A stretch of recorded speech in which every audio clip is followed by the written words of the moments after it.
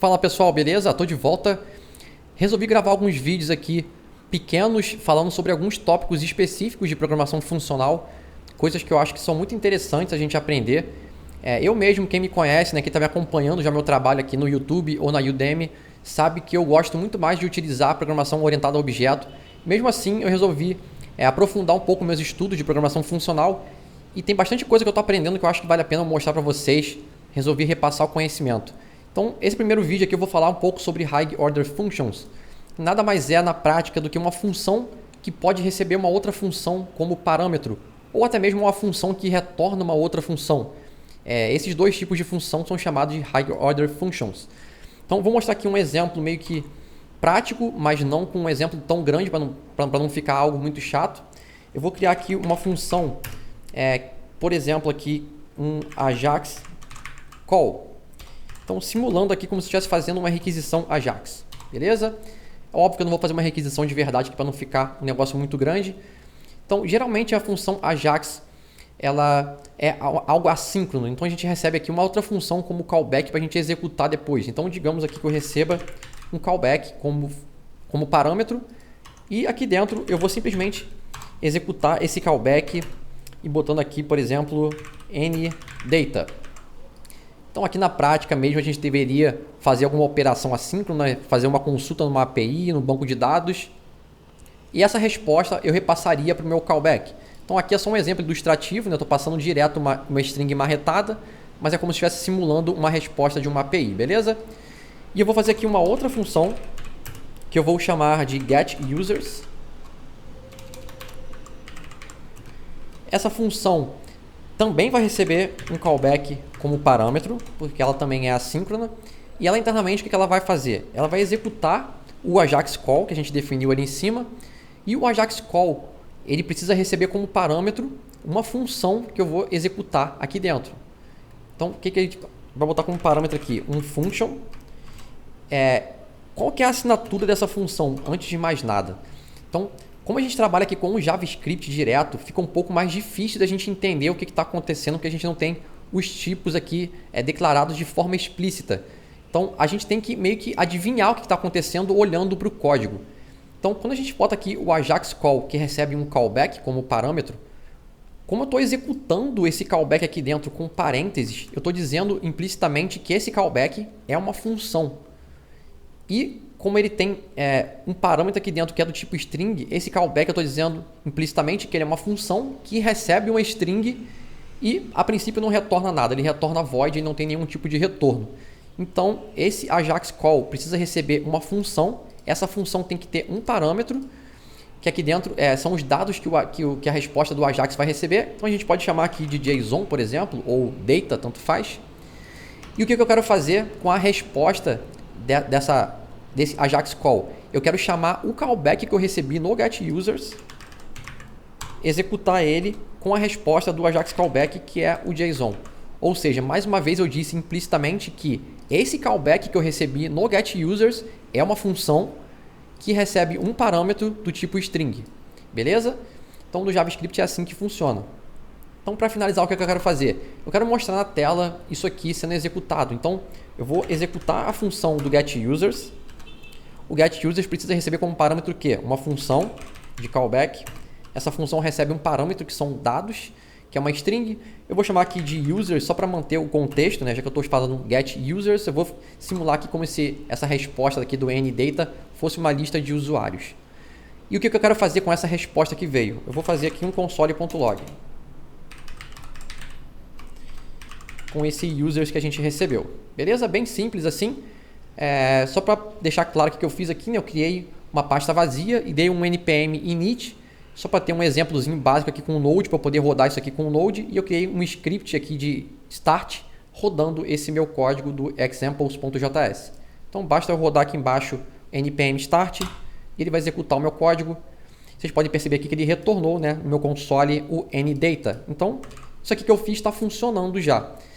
E aí eu aproveitei um pouco essa aula, né, que eu estava falando sobre High Order Functions, que é exatamente isso aqui que eu fiz, né, que é uma função que recebe uma outra função como parâmetro. E resolvi também usar ela para falar um pouco sobre a questão das funções no JavaScript, né? Mostrar como que elas evoluíram ao longo do tempo. Então, se tiver algum iniciante assistindo essa aula aqui, eu acho que vai servir também um pouco para você aprender um pouco sobre as questões do ECMAScript, como é que as coisas estão evoluindo no JavaScript. Assim, é a forma mais verbosa possível da gente escrever. A gente pode escrever isso aqui de uma forma bem mais elegante, como criando uma variável com o nome AjaxCall e atribuindo para ela uma function. Deixa eu escrever certo aqui que eu escrevi errado. Então, isso aqui é a mesma coisa que a gente declarar uma função, declarar uma variável que recebe uma função. Se eu executar o meu código aqui embaixo, vocês vão ver que ele continua funcionando, beleza? E o que mais que a gente pode fazer? Quando a gente está usando essa sintaxe, a gente pode, ao invés de declarar uma variável recebendo uma função dessa forma, a gente pode usar o arrow function, que seria a gente trocar o function pela setinha aqui do lado. Então, você escreve menos ainda. E o que a gente tem como vantagem no arrow function? Quando a gente tem somente um parâmetro, a gente pode tirar o parênteses. E quando a gente tem somente uma instrução aqui dentro, a gente está retornando somente uma linha de código, a gente pode também tirar as chaves daqui, colocar isso aqui direto numa linha. Então, olha como é que a gente escreve bem menos. Vou executar o código mais uma vez para garantir que não quebrou. Então, está aqui, ndata, continua funcionando. Podemos aplicar essa mesma lógica aqui dentro do getUsers. Então, vamos botar aqui um const getUsers. E aqui a gente vai atribuir um arrow function para ele direto. Como só tem um parâmetro, a gente pode tirar isso daqui. Aqui dentro do AjaxCall, a mesma coisa. A gente recebeu uma função com um parâmetro. Então, vamos tirar o parêntese daqui e botar a setinha aqui direto. Como o AjaxCall está retornando só uma linha aqui dentro também, a gente pode, mais uma vez, tirar as chaves daqui e botar isso aqui direto numa linha. Beleza? E mais uma vez, o getUser está executando uma linha de código. Então, a gente pode mais uma vez tirar essas chaves daqui e colocar isso aqui numa linha. Então, olha como é que fica bem mais interessante isso aqui. E vamos lá, vamos executar isso aqui mais uma vez para garantir que a gente não quebrou nada. Continua funcionando. E vou aplicar a mesma lógica aqui embaixo também. Então, vamos tirar essas chaves daqui e botar a setinha direto. Então, esse aqui é o nosso código parcial, olha como é que ficou, continua funcionando.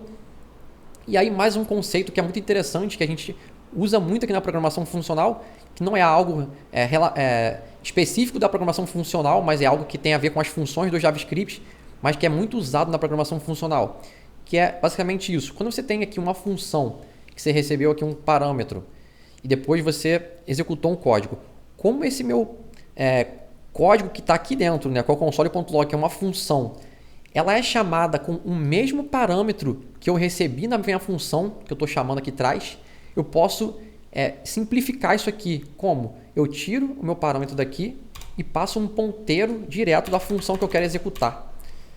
Então, se eu fizer isso aqui direto, por mais estranho que pareça, o que eu estou dizendo internamente? Eu sei que o meu getUsers precisa receber uma função de callback, certo? Quando eu passei um ponteiro de uma função, o que eu estou dizendo? Executa essa função desse ponteiro que eu passei e o parâmetro que eu vou passar para ela é o mesmo parâmetro que eu receberia aqui dentro do meu getUsers. Ou seja, o parâmetro que eu vou receber aqui vai ser a resposta do meu callback aqui do Ajax, com o JSON.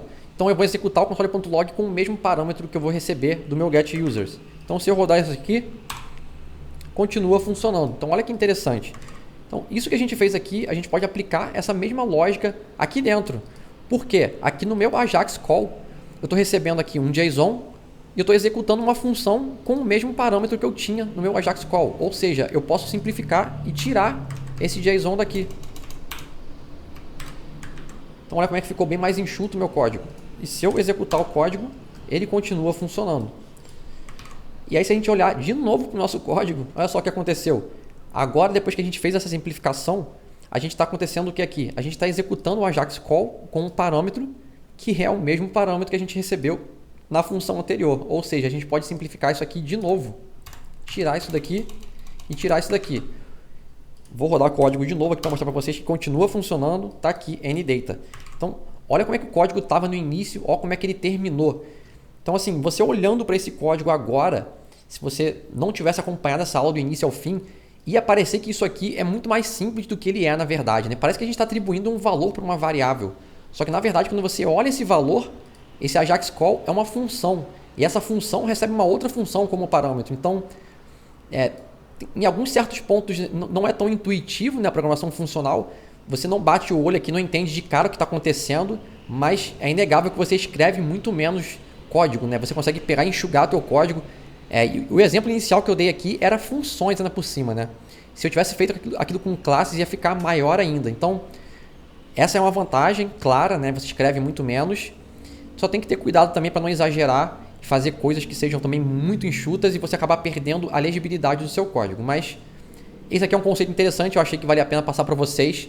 É meio que uma das bases da programação funcional. Entender isso aqui é fundamental para você acompanhar as outras aulas que eu vou acabar gravando aqui pelo canal, beleza? Então é isso, pessoal. Espero que vocês tenham gostado. Se gostaram, deixa um comentário aí no vídeo. E até a próxima aula. Fui!